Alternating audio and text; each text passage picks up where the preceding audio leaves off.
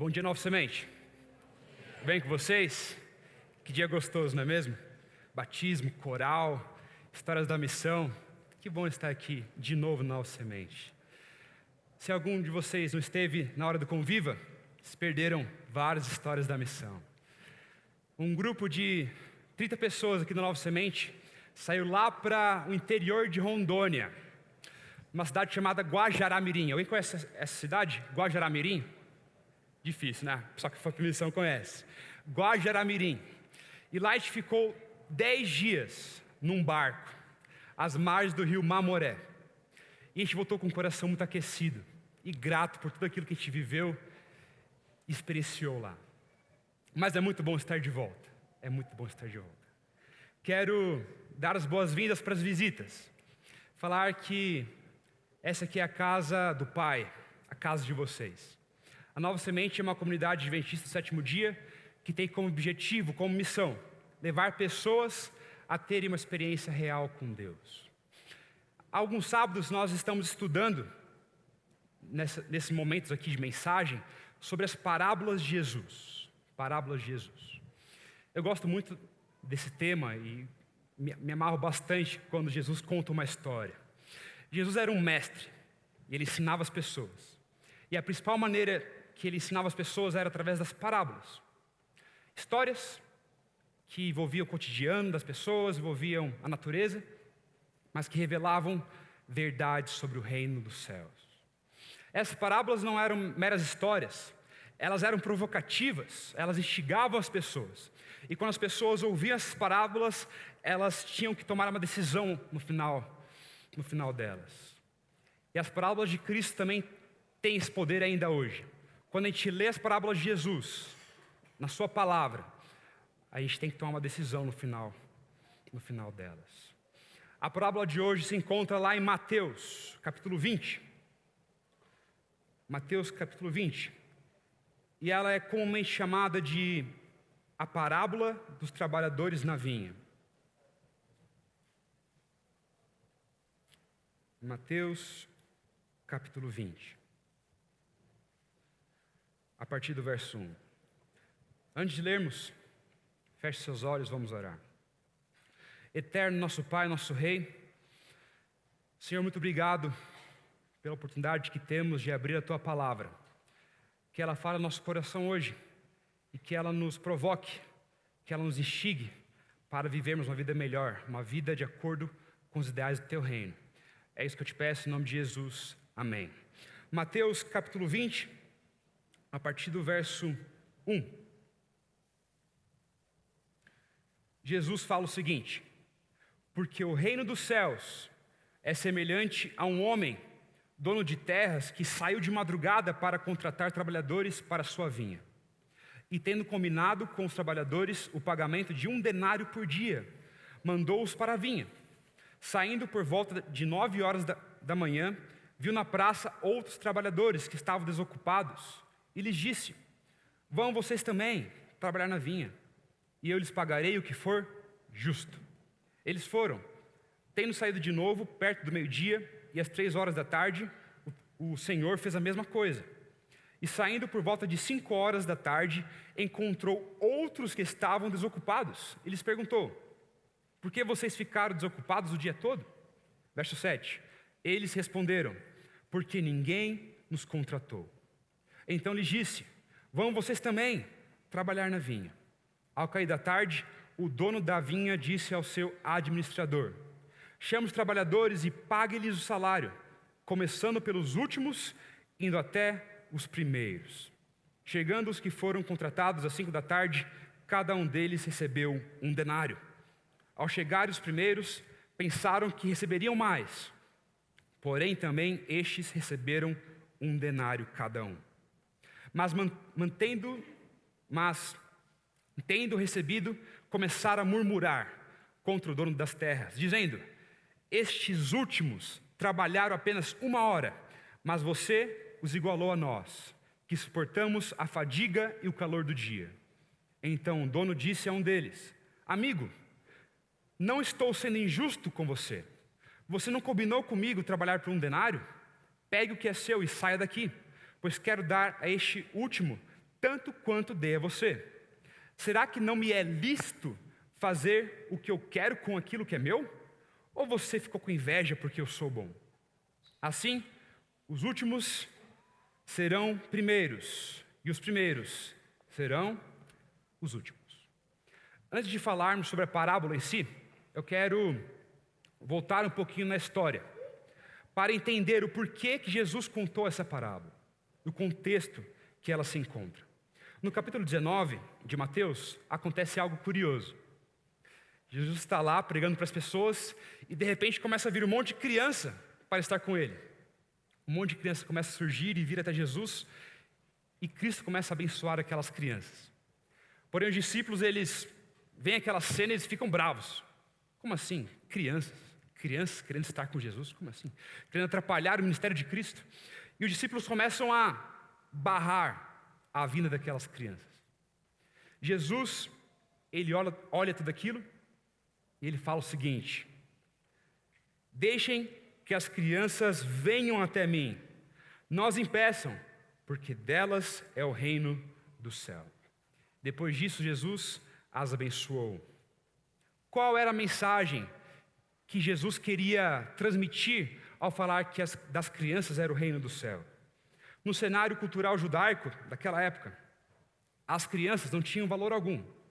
Não podiam trabalhar, não podiam fazer nada, apenas chorar e dar trabalho para os pais. Elas não tinham status social nenhum. O único valor que elas tinham era de serem filhos e filhas de seus pais. Por isso que os discípulos se incomodam ao ver que as crianças estavam interrompendo o ministério de Jesus. Contudo, Jesus toma aquelas crianças como exemplo. Os menores, os mais vulneráveis membros daquela sociedade, e declara que para entrar no reino de Deus era necessário ser como elas. Ou seja, o reino de Deus pertence a pessoas que são como crianças, pequenas, vulneráveis e dependentes do Pai. Logo depois desse acontecimento, surge um homem emblemático. Mateus não dá muitos detalhes sobre quem era aquele homem. Lucas, no seu evangelho, ele fala que aquele homem era de alta posição, alguém que era importante naquela sociedade. E esse homem pergunta para Jesus: mestre, o que eu posso fazer de bom para obter a vida eterna? Cristo, mais do que ninguém, conhece o coração humano. E Cristo sabia que aquele homem perguntava aquilo porque ele queria se autoafirmar. Então Cristo, ele entra na conversa daquele homem e fala o seguinte: você tem que obedecer os mandamentos, e dessa forma você vai viver.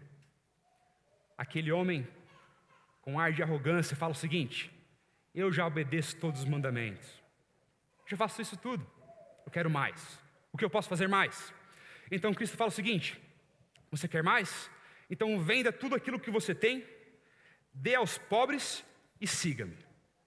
Venda tudo que você tem, dê aos pobres e siga-me. Quando Cristo fala isso, aquele homem é confrontado. E Cristo desnuda aquele homem, mostrando que ele não era bom, coisa alguma, e que ele não seguia todos os mandamentos de Deus. Na verdade, ele não seguia a essência de todos os mandamentos, que é o amor. O amor ao próximo e o amor a Deus. Aquele homem amava muito mais as suas posses do que a Deus. Em seguida, Cristo faz uma incômoda afirmação: é mais difícil um camelo passar pelo fundo de uma agulha do que o rico entrar no reino do céu. A fala de Cristo não é uma ode à pobreza, mas ela descortina uma difícil realidade. Os ricos e poderosos têm uma forte tentação: a autossuficiência, tentação de esquecer que precisam de Deus. É impossível alguém entrar no reino enquanto confia que suas riquezas, seu status e seu poder vão garantir o seu lugar ali. Os discípulos ficam sem entender tudo aquilo que estava acontecendo. Primeiro, Jesus pega as pessoas, as crianças que representavam a classe mais vulnerável da sociedade, e fala que o reino do céu pertence a pessoas como elas. E depois Cristo, ele aponta para aquele homem que talvez fosse a melhor coisa que aquela sociedade poderia dar ou representar, uma pessoa que era favorecida por Deus, e Cristo fala que era quase impossível aquele homem entrar no reino do céu. Os discípulos então ficam se perguntando, e eles externalizam essa pergunta. Eles falam para Jesus: Mestre, quem pode ser salvo então? Se esse homem que é o melhor que nós temos, não pode ser, é quase impossível que ele seja salvo? Imagina nós. Jesus então olha atentamente para eles, para seus discípulos, e responde: quando se trata de salvação, isso é assunto impossível para o ser humano. Porém, tudo é possível para quem? Para Deus. Tudo é possível para Deus. Em seguida, Pedro, sempre Pedro, se levanta e fala em nome dos 12 discípulos. Ele fala que, ao contrário daquele homem que não deixou as suas posses, a sua família para seguir a Jesus, os discípulos sim, deixaram tudo para trás para seguir a seu mestre. E agora eles queriam as recompensas. Eles queriam obter a vida eterna, assim como aquele homem tinha recusado, mas Jesus tinha oferecido para aquele homem a vida eterna. A fala de Pedro, ela parece ser muito bonita, não é mesmo? Muito sincera. Mas a fala de Pedro é totalmente presunçosa e totalmente mercenária. Em outras palavras, Pedro fala o seguinte: Senhor, nós fizemos algo para você e agora nós temos por obrigação, ou Deus deve algo para nós. Deus deve algo para nós. Que presunção de Pedro. De certa forma, algo que impactou Jesus. E quando Jesus ouve aquilo, ele fala o seguinte: sim, eu vou honrar vocês. Vocês terão um lugar especial no meu reino, e eu vou honrar todos aqueles que de alguma forma deixaram algo para trás, casa, família, propriedade, para seguir-me. Os discípulos ouvem isso, e aparentemente eles pensam que eles começaram a entender do que se tratava o reino de Deus. O reino de Deus se tratava de discipulado. Pessoas que deixam coisas para trás para seguir a Jesus. E o quanto mais você deixa para trás, mais recompensas você vai ter na vida por vir. Eles pensaram que o reino de Deus era isso. E ponto final. Porém, Cristo diz algo paradoxal depois desse pensamento dos discípulos. Um absurdo para a lógica do mérito que nós pensamos que existe. Cristo fala o seguinte: contudo, no reino, muitos primeiros serão os últimos, e muitos últimos serão os primeiros. Cristo fala isso, e agora sim, ele começa a contar a parábola. Mais uma vez, Cristo quebra as expectativas e presunções humanas em relação ao reino. E essa quebra é o tema dominante no episódio com as crianças, no episódio com o homem rico, no diálogo com os discípulos e também na parábola. Deus quebrando as expectativas humanas. A história da parábola, como nós lemos, é bem simples. É a história de um homem que tinha terras e ele contrata uns trabalhadores para irem trabalhar na sua vinha. Isso acontece lá pelas 6 horas da manhã, antes do sol raiar. Só que ele não para por aí. Ele começa a contratar mais trabalhadores. Primeiro ele vai para um grupo às 9 da manhã e ele promete um salário que seria justo. Para o primeiro grupo, que é das 6 da manhã, ele promete 1 denário, que era o salário que era geralmente dado para as pessoas que trabalhassem um dia. Depois, para o grupo das 9 da manhã, ele promete algo que seria justo. E ele continua fazendo isso. Ele passa pela cidade ao meio-dia, às 3 da tarde, e vê mais e mais trabalhadores. E fala o seguinte: venham trabalhar comigo. Vão para a vinha, e eu vou dar o que é justo para vocês. Porém, a história não acaba por aí. Existe outro grupo que estava ali naquela praça por volta das 5 horas da tarde, já pertinho do final do horário que as pessoas paravam de trabalhar. Então aquele senhor de terras vai àquele grupo e pergunta o seguinte: por que vocês se encontram aí? Aquele grupo responde: nós não temos trabalho, o que a gente pode fazer? Então o senhor daquelas terras fala o seguinte: venham trabalhar comigo também. O interessante é que nesse momento ele não fala qual será o salário daquele grupo.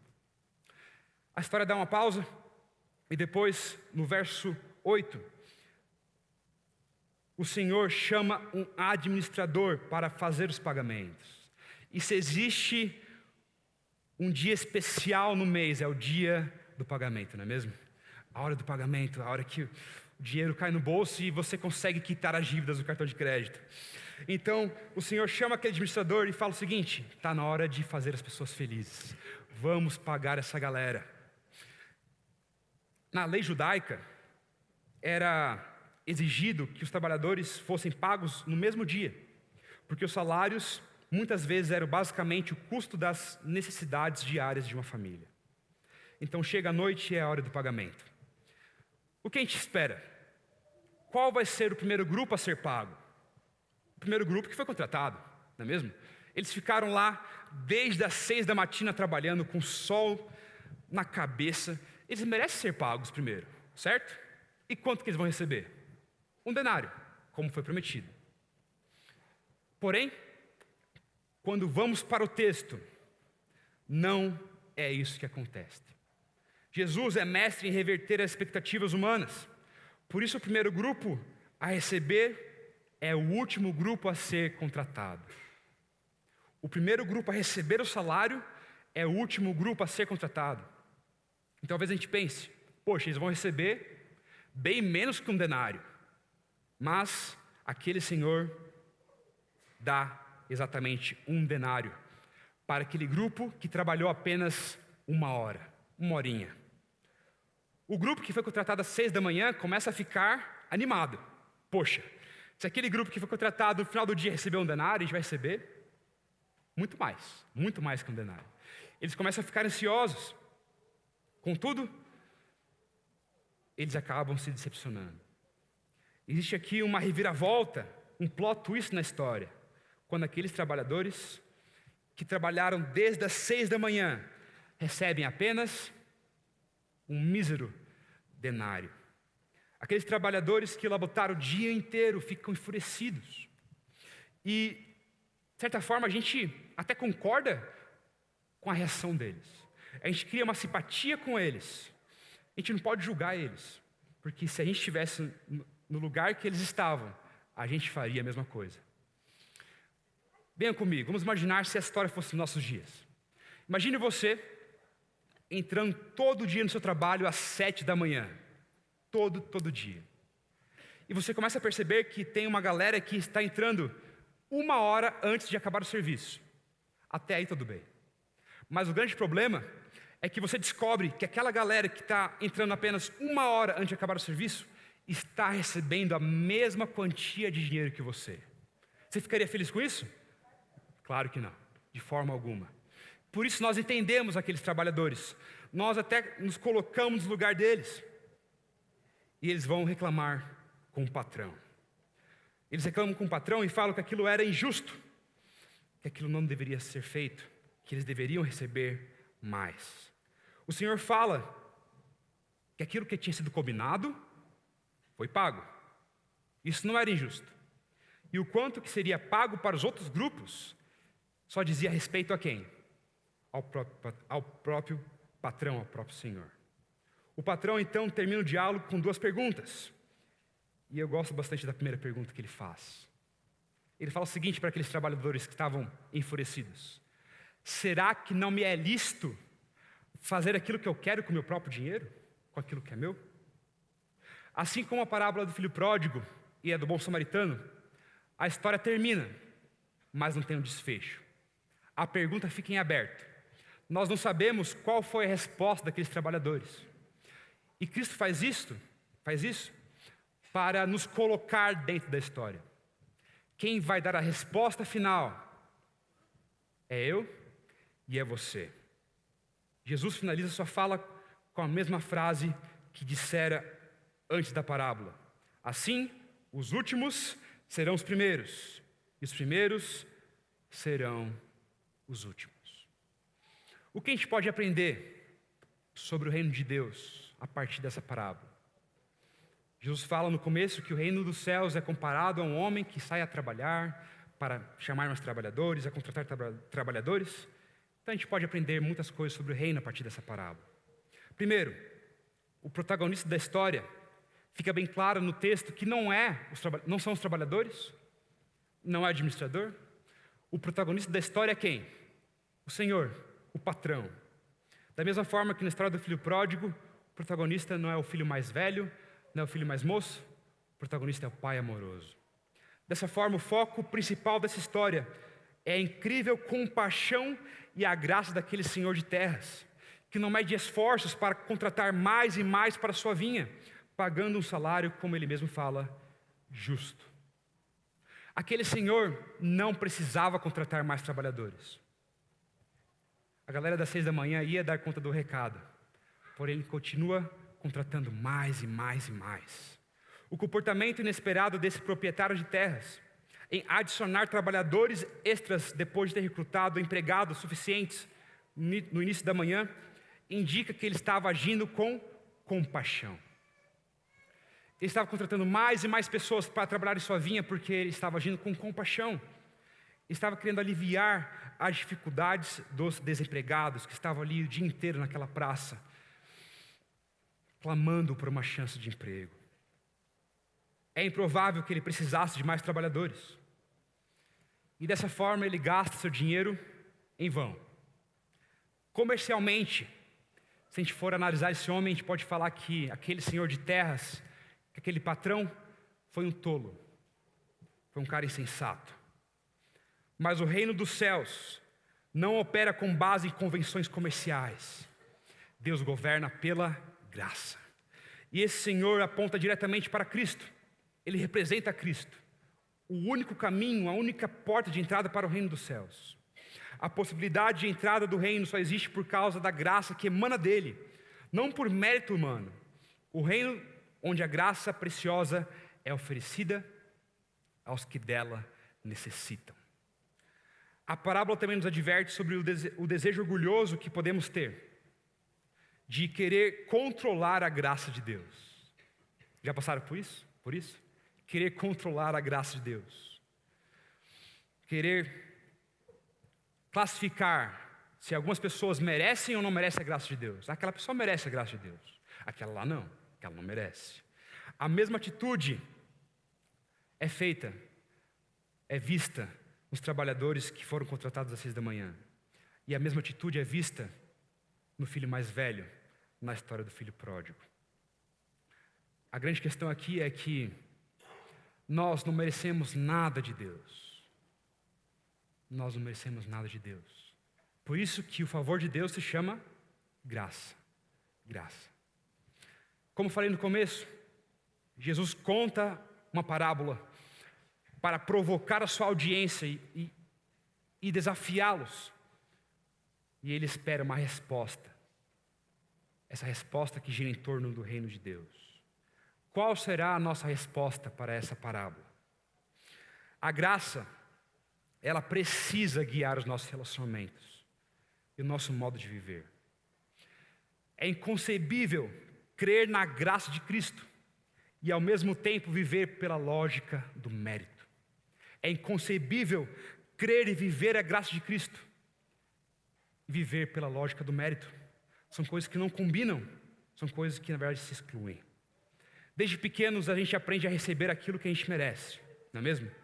A gente faz algo que é correto, a gente recebe um prêmio por isso. A gente faz algo que é errado, a gente recebe o quê? Uma chinelada, um cinto por isso. Quando eu era pequeno eu lembro que eu não tinha uma mesada fixa. Mas eu, muito perspicaz, eu propus algo para meus pais. Eu falei o seguinte: pai, mãe, eu quero que vocês me deem dinheiro de acordo com as minhas notas no final do bimestre. Eu propus isso para eles e eles aceitaram. Eles tiveram prejuízo, porque eu era meio nerd assim, eu ganhava muita grana deles. Mas eu propus isso para eles. Mas olha só a nossa lógica humana do mérito. E se fosse alguém que não fosse tão estudioso assim, ou não se encaixasse naquele tipo de educação do ensino fundamental, ensino médio, essa pessoa não ia receber dinheiro para comprar nada, para comprar, sei lá, balas ou doces e brinquedos? Sabe por que essa parábola nos incomoda tanto? Sabe por que nós sentimos que há algo de errado ali? Porque essa lógica humana do mérito faz com que a gente estranhe quando alguém ganha algo que não merece. Essa lógica humana do mérito faz com que a gente fique perplexo, que a gente se incomode quando alguém ganha algo que não merece. E por isso nós ficamos incomodados na parábola, quando aquele grupo que começa a trabalhar perto do fim do serviço recebe o mesmo salário que aquele grupo que ficou o dia inteiro na labuta trabalhando. Essa lógica do mérito às vezes está presente, às vezes não, muitas vezes está presente nos nossos relacionamentos. E essa lógica pode atrapalhar e minar as nossas relações, inclusive com pessoas que nós amamos. A pergunta a ser feita não é o que o outro merece, e sim o que o outro precisa. Felizmente, Deus não nos trata, Deus não nos olha a partir dos nossos méritos. Deus olha para nós a partir de sua misericórdia, a partir de sua graça. Como você tem olhado para as pessoas que convivem com você? A partir dos méritos dessas pessoas ou a partir das necessidades que elas têm? Que Deus nos ajude a mudar o nosso olhar. Que a gente não fique se perguntando o que aquela pessoa merece ou deixa de merecer. Que a gente se pergunte todo instante o seguinte: como que eu posso oferecer graça para aquela pessoa que está perto de mim? Como que eu posso auxiliar aquela pessoa? Como que eu posso oferecer graça para minha esposa, para o meu esposo, para meus filhos, para meus pais, para as pessoas que eu encontro na rua todos os dias, para as pessoas que estão sentadas comigo na igreja? Como que eu posso oferecer graça para essas pessoas? Que Deus nos ajude a mudar a nossa perspectiva e o nosso olhar para fazer essas perguntas, ao invés de fazer a pergunta: o que essas pessoas merecem? Ao preparar essa mensagem, eu comecei a refletir o quanto de graça eu tenho recebido nos últimos dias. E se você começar a refletir também, se você começar a pensar, você vai chegar à mesma conclusão que eu. O quanto de graça a gente recebe todos os dias. Eu olho para minha esposa, para a Carol, a gente acabou de casar faz pouco tempo, e eu vejo graça nisso. Por quê? Eu não trabalho ainda, estou estudando teologia, estou prestes a me formar. Quem põe a comida em casa é a Carol. Quem sustenta a casa é a Carol. Olha só tempos modernos, não é mesmo? Ela que sustenta a casa. E mesmo assim, mesmo acordando de madrugada para sustentar a casa, ela tem tempo, algumas vezes, muitas vezes, de fazer um café da manhã para mim. E de deixar um bilhete escrito: bom dia, lindinho. Isso é graça. Isso é graça. Quando eu olho para os meus pais, e uma frase que me marcou muito no meu relacionamento com eles, que eles falavam direto para mim, é a seguinte frase: filho, você vai sair de casa, você vai para um rolê aí, você vai para uma viagem, mas saiba de uma coisa: não importa o que aconteça, sempre saiba que você tem um pai e uma mãe em casa, e nós sempre vamos receber você. Não importa o que aconteça, nós sempre vamos receber você com amor, com compaixão. Isso é graça. Quando eu olho para a missão, para aqueles 10 dias num barco, convivendo com pessoas e conhecendo pessoas maravilhosas, convivendo com pessoas que moram distantes da gente, vendo de forma escancarada os sinais do reino, vendo uma tribo indígena cantando "Ora vem, Senhor Jesus". Isso não pode ser outra coisa senão graça. Isso é graça.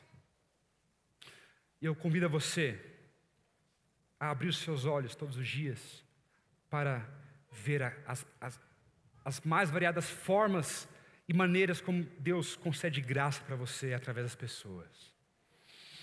Teve uma frase na missão, quem esteve aqui já sabe essa frase no Conviva, a frase que marcou a nossa missão: Todo dia, quando eu acordava, essa frase ficava martelando na minha cabeça, e até hoje essa frase fica martelando na minha cabeça.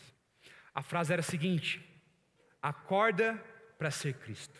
Acorda para ser Cristo. E eu quero estender esse convite para todos vocês hoje. Acorda para ser Cristo. Acorda para ser Cristo. Acorda para ser Cristo. Acorda para ser Cristo. Muitas vezes a gente não tem vontade de acordar para ser Cristo, não é mesmo? Mas esse é o nosso desafio. E acordar para ser Cristo envolve muito acordar para conceder graça para as pessoas.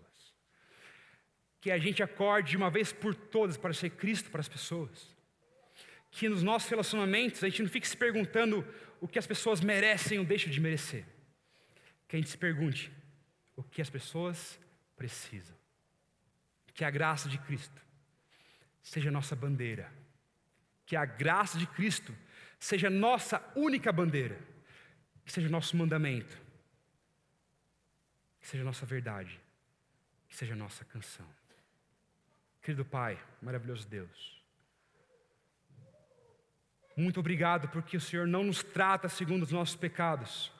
O Senhor não nos trata conforme as nossas iniquidades. Pelo contrário, o Senhor é um Pai que nos ama e que nos perdoa continuamente. Muito obrigado por Cristo, aquele que é a demonstração final da sua graça. Pai, que nos nossos relacionamentos, que a gente use de graça para com as pessoas. Que essa lógica do mérito humano se afaste de nós. E que a lógica da graça do Evangelho seja real e presente em nossa vida. Que o Senhor mude a nossa mente. Que o Senhor mude nosso coração. É isso que eu peço em nome de Jesus. Amém.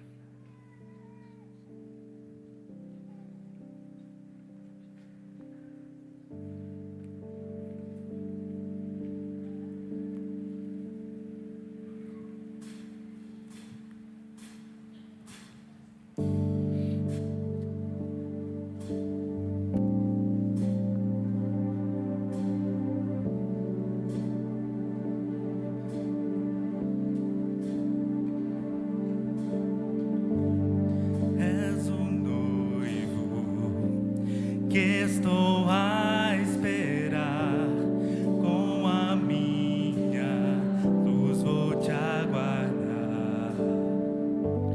É semeador que está a semear, que teu fruto venha em mim brotar.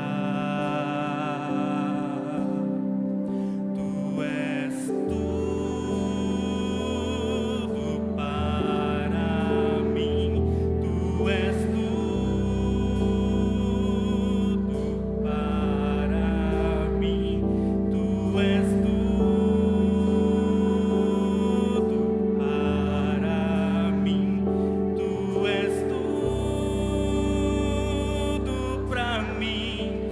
Jesus Cristo, tu és noivo semeador, o meu Pai e meu pastor, pérola de grande preço, de grande valor.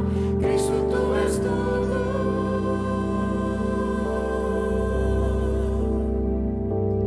Cristo, tu és tudo.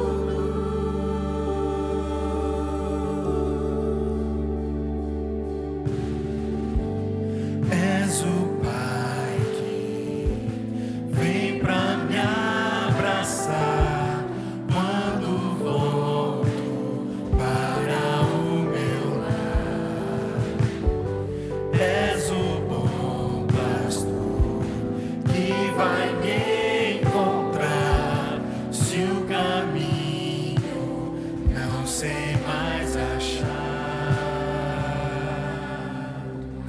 Tu és tudo para mim, tu és tudo para mim, tu és tudo para mim, tu és tudo para mim. Jesus Cristo, tu és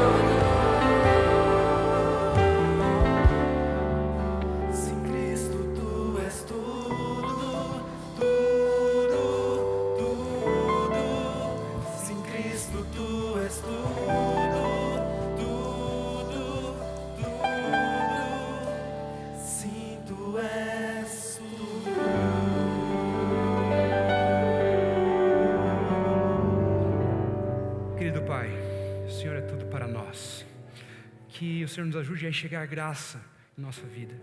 E que essa graça, ela seja vista e também seja vivida por nós. Nos acompanhe com a tua graça e com o teu amor de volta para nossas casas hoje. É isso que eu te peço e agradeço em nome de Jesus. Amém.